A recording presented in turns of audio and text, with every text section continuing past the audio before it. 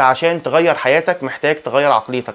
وانا هنا لما بتكلم على تغيير الحياه انا مش بتكلم على جانب معين، انا بتكلم على كل جوانب الحياه، سواء كان الجانب المادي، الجانب النفسي، الجانب الاجتماعي، ايا كان ايه الجانب اللي انت عايز تغير فيه حياتك لازم تفهم كويس انك محتاج تغير عقليتك. عشان كده في الفيديو ده انا اخترت من ضمن نقط كتيره قوي نقطتين اتنين بس هتكلم عليهم. انا فعليا بعتبر النقطتين دول هم المظله بتاعه تغيير العقليه. يعني من غير ما انت تفهم او تعرف النقطتين دول انت فعليا عقليتك مش هتتغير ابدا، وبالتالي حياتك مش هتتغير. ايه هم النقطتين دول؟ ده اللي احنا ان شاء الله هنتكلم فيهم مع بعض بس بعد الانترو.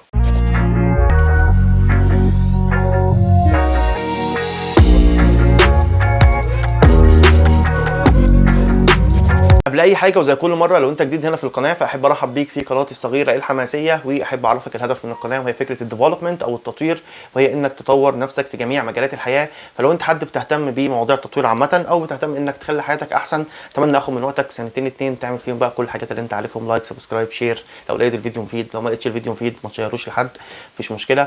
وبس كده خلينا نرجع لموضوع الحلقه بتاعتنا. اول نقطه معانا هي انك لازم تفهم كويس ان تغيير حياتك للاحسن مش مرتبط ابدا بالظروف الخارجيه اللي انت عايش فيها.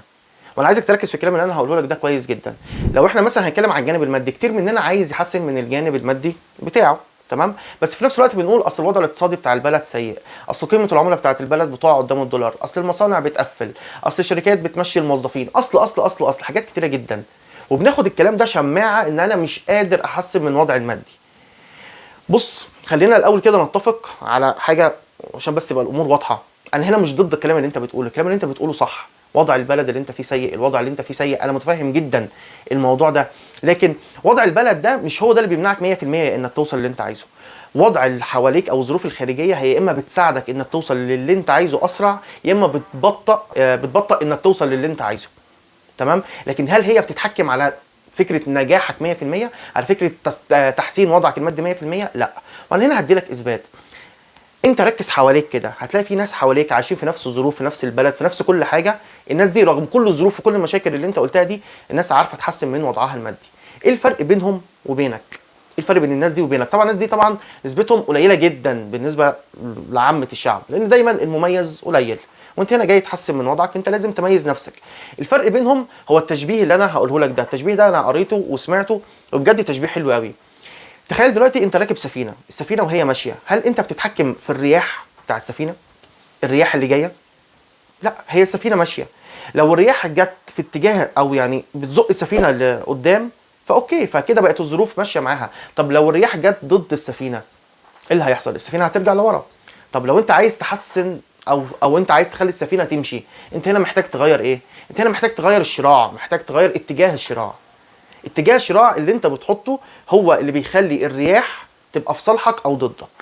لو خدنا الكلام ده طبقناه على ارض الواقع، او خدنا التشبيه ده طبقناه على ارض الواقع، الرياح دي هي الظروف الخارجيه، السفينه دي هي حياتك. ممكن الظروف الخارجيه تساعدك انك تبقى احسن. طب نفترض ان الظروف الخارجيه اللي هي الرياح جت ضدك وانت ماشي بالسفينه بتاعتك، انت هنا محتاج تغير الشراع. ايه هو الشراع بتاع حياتك؟ هي السكيلز، هي المهارات، هي العقليه. هي انت هنا محتاج تغير المهارات بتاعتك اللي بتخليك تتناسب مع الوضع اللي هو موجود دلوقتي، انك تعرف رغم كل الظروف الصعبه دي انا هنا بكتسب مهارات جديده تخليني اعرف اكسب، تمام؟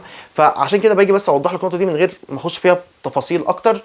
لازم تفهم كويس نجاحك مش مرتبط بالظروف الخارجيه، انت بس محتاج تغير من مهاراتك اللي تخليك تتناسب مع الظروف الخارجيه او تخليك تستغل الظروف الخارجيه لصالحك. الثانيه لازم تفهمها كويس لو انت قررت ان تخلي حياتك احسن، هي تبان ريديكولس، تبان كلام فارغ، تبان كلام تافه، لكن انا هنا الفيديو ده مش جاي اثبت لك واجيب لك الابحاث العلميه بالهبل اللي اتعملت على الموضوع ده انه صح 100%. انت روح مع نفسك واقرا، ما تاخدش كلام من اي حد ولا مني ان هو كلام مسلم. روح اقرا مع نفسك واقرا وهتاكد ان الكلام اللي انا بقوله لك ده صح. بس توفيرا لوقت الحلقه انا جاي ادي لك الملخص المفيد، جاي ادي لك المعلومه على طول.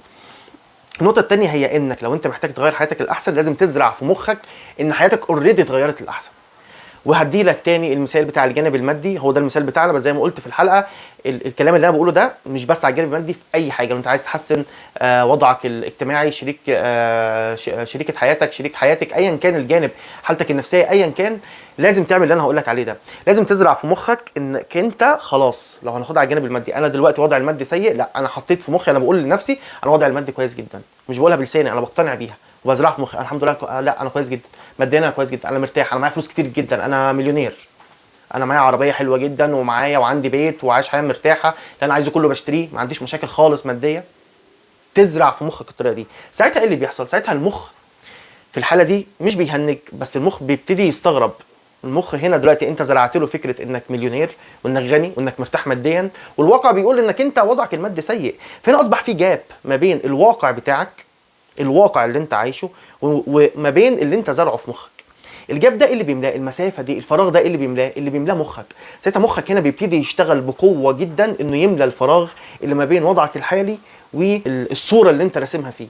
فساعتها انت لوحدك تلقائي لما انت هتقعد تتكلم كده كتير وتزرع في مخك كده كتير، هتلاقي انت لوحدك مخك بيشتغل باسلوب غير طبيعي، بيشتغل بشكل خرافي. تلاقي نفسك حرفيا محتاج تشتغل بشكل، عندك استعداد تشتغل 16 و18 ساعه متواصل، عندك استعداد انك اي حاجه بتقراها بتفهمها، عندك استعداد انك بتلاحظ فرص انت كانت بتعدي قدام عينك وبتشوفهاش فرص انك تكسب منها فلوس، او فرص انك تحسن حياتك ايا كان ايه تاني الجانب، بتلاقي نفسك الفرص دي بتبتدي تستغلها. هنا مخك بيبتدي يشتغل بشكل مش طبيعي انه يملى الفراغ ده لحد ما يوصلك للصوره اللي انت رسمتها فيه. عشان نلخص موضوع الحلقه، في الفيديو ده كنت بتكلم على فكره لو انت محتاج تغير حياتك للاحسن، انت محتاج تغير عقليتك.